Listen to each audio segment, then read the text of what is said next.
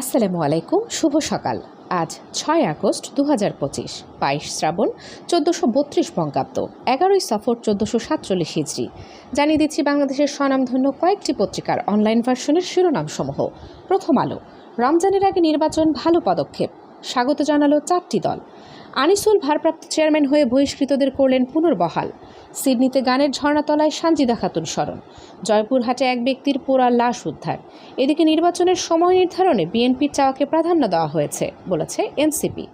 জাতির উদ্দেশ্যে ভাষণে প্রধান উপদেষ্টা, ফেব্রুয়ারিতে রোজার আগেই নির্বাচন নিয়ে দোদুল্যমানতা কেটে গেছে বলেছেন সালাহ উদ্দিন আহমদ। ক্ষোভের মুখে টিএসসিতে শিবিরের প্রদর্শনী থেকে সরানো হলো দণ্ডিত যুদ্ধাপরাধীদের ছবি। চট্টগ্রামের পুলিশ সুপার বললেন, আপা আর আসবে না, কাকা আর হাসবে না। জুলাই ঘোষণাপত্রে কি আছে? চলে যাচ্ছি যুগান্তর পত্রিকার পাতায়। নির্বাচন সংক্রান্ত পরামর্শ নেওয়া হবে অ্যাপসে। এদিকে আইডিয়াল স্কুল অ্যান্ড কলেজে জুলাই গণ অভ্যুত্থান দিবস উদযাপন। প্রবাসীদের ভোট নিশ্চিতে কাজ করছে ইসি। ভবিষ্যতে কোনো সরকার যেন ফ্যাসিস্ট হতে না পারে বলেছেন প্রধান উপদেষ্টা। বছর পেরিয়ে গেলেও গণমাধ্যম সংস্কার বাস্তবায়ন হয়নি। জন আকাঙ্ক্ষা পূরণে সরকার ব্যর্থ হয়েছে বলেছেন কাদের গনি চৌধুরী। বাংলাদেশ ব্যাংকের আয়োজনে চিত্রাঙ্কন প্রতিযোগিতা ও র্যালি অনুষ্ঠিত। এদিকে জুলাই জাদুঘর হবে ফ্যাসিবাদের বিরুদ্ধে শক্ত প্রতীক বলেছেন ফারুকী। নির্বাচনের ঘোষণাকে স্বাগত জানালো বিএনপি। অর্থনীতি মজবুত করতে মৌলিক পরিবর্তন দরকার বলেছেন প্রধান উপদেষ্টা। তিনি আরও বলেছেন, আগামীকাল থেকে নির্বাচনের আনুষ্ঠানিকতা শুরু। চলে যাচ্ছি আমার দেশ পত্রিকায়। জাতির উদ্দেশ্যে দেওয়া 35 মিনিটের ভাষণে যা বললেন প্রধান উপদেষ্টা। এদিকে হাসিনার গণভবন বানিয়েছে শিবির। ছাত্র শিবিরের ফতেহ গণভবন দেখতে টিএসসিতে দর্শনার্থীদের ভিড়। জুলাই ঘোষণাপত্র ও ফেব্রুয়ারির নির্বাচন দুটোকেই স্বাগত বিএনপির।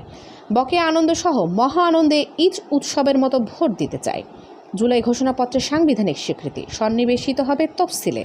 আরও কিছু উল্লেখযোগ্য শিরোনাম হচ্ছে, জুলাই ঘোষণাপত্র নিয়ে হতাশা প্রকাশ করে যা বলল জামায়াত। গানশট শুধু আমার ভাইয়ের মাথায় নয়, পুরো বাংলাদেশের হৃদয়ে লেগেছিল। শেখ হাসিনা পালিয়ে যেতে বাধ্য হয়েছেন বলেছেন প্রধান উপদেষ্টা। তিনি আরও বলেছেন, জুলাই ঘোষণাপত্রের 28 দফায় যা আছে। দৈনিক ইত্তেফাক, শিবিরের এই আয়োজনের দায় ভিসি ও প্রক্টর এড়াতে পারেন না বলেছেন নাসির। নির্বাচন নিয়ে প্রধান উপদেষ্টার ঘোষণাকে স্বাগত জানালো বিএনপি। নতুন নিয়মে যুক্তরাষ্ট্রের ভিসা পেতে $15,000 জামানত। জুলাই ঘোষণাপত্র পাঠের সময় ডক্টর ইউনূসের পাশে থাকা কে এই তরুণী? কক্সবাজারে নয়, বর্তমানে ওয়াশিংটনে আছেন পিটার হাস। ডিসেম্বরের মধ্যে মূল্যস্ফীতি 6% নেমে আসবে বলেছেন প্রধান উপদেষ্টা। ভান্ডারিয়ায় জুলাই যোদ্ধা শহীদ এমদাদুল হকের প্রথম মৃত্যুবার্ষিকী পালিত।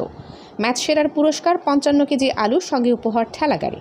সবশেষে চলে যাচ্ছে নয়াদিগন্ত পত্রিকার পাতায়।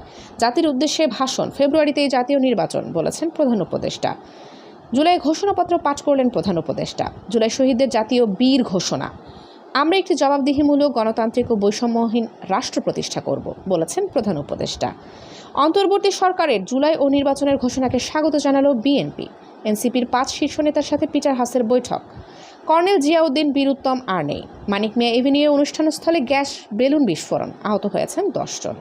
আরও কিছু উল্লেখযোগ্য শিরোনাম হচ্ছে, বুধবার জুলাই ঘোষণাপত্রের আনুষ্ঠানিক প্রতিক্রিয়া জানাবে জামায়াত। পলাতক ফ্যাসিস্টদের এখনও অনুশোচনা নেই বলেছেন রিজভী।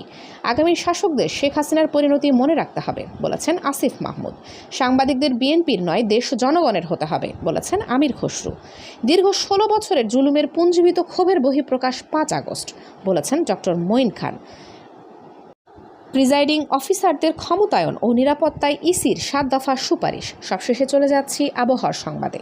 আজকের সম্ভাব্য সর্বোচ্চ তাপমাত্রা 30 ডিগ্রি সেলসিয়াস এবং সর্বনিম্ন তাপমাত্রা 27 ডিগ্রি সেলসিয়াস। সারা দেশের বিভিন্ন জেলায় হালকা থেকে মাঝারি বৃষ্টিপাত হতে পারে।